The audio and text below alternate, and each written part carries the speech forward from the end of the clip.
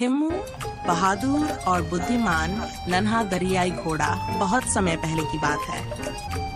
Africa के एक सुंदर से जंगल में एक शांत और गहरी झील के किनारे जानवरों का एक छोटा सा गांव था।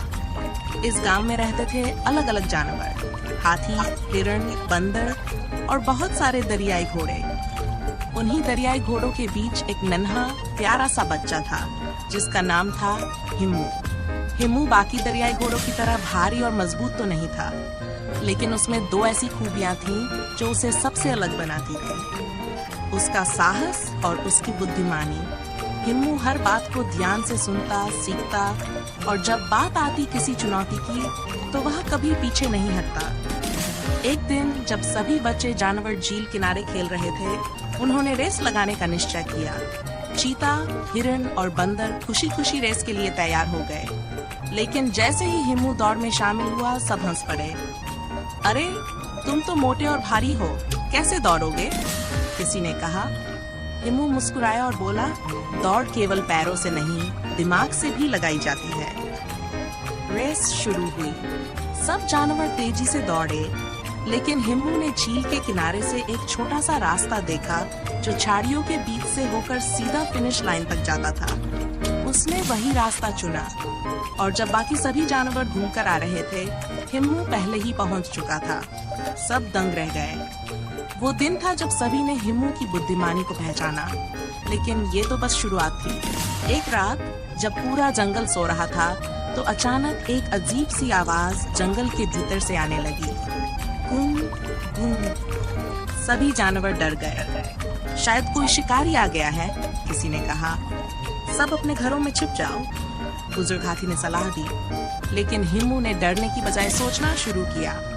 उसने अपने दोस्त उल्लू से पूछा, क्या तुम उड़कर देख सकते हो कि आवाज कहाँ से आ रही है? उल्लू ने उड़ान भरी और लौटकर बताया कि झील के पास की पुरानी गुफा से वो आवाज आ रही है। हिम्मू बोला, हमें पता लगाना होगा ये आवाज क्यों आ रही है। वो अपने दो दोस्तों के साथ गुफा की ओर चला, उल्लू और खरगोश। धीरे धीरे अंधेरे और चुप्पी के बीच वो गुफा तक पहुंचे। वहां उन्होंने देखा कि एक हाथी का बच्चा वहां फंसा हुआ है। वो डर के मारे गुनगुन कर रहा था। हिम्मू ने बिना समय गंवाए योजना बनाई। उल्लू को गांव वालों को बुलाने भेजा और खुद खरगोश के साथ मिलकर पत्थर हटाने में लग गया। जब गांव के जानवर पहुंचे, सबने मिलकर हाथी के बच्चे को बाहर निकाला। उसकी माँ खुशी से रो पड़ी। सब जानवरों की आंखें नम हो गईं। अगले दिन जंगल में सभा बुलाई गई। सभी जानवर एकत्र हुए। बुजुर्ग शेर बोले, हिम्मू ने न केवल बहादुरी दिखाई बल्कि सूझबूझ से एक जान भी बचाई। आज से वह जंगल का युवा रक्षक कहलाएगा। सब जानवरों ने तालियों से उसका स्वागत किया। दिन बीते गए। एक नई मुसीबत सामने आई। झील का पानी सूखने लगा था। गर्मी बढ़ रही थी और पानी कम हो रहा था। सभी जानवर चिंता में पड़ गए। बुजुर्गों ने कहा, हमें कुछ समझ नहीं आ रहा। झील सूख रही है और कहीं से पानी नहीं मिल रहा। तभी हिम्मू एक पुराना नक्शा लेकर आया।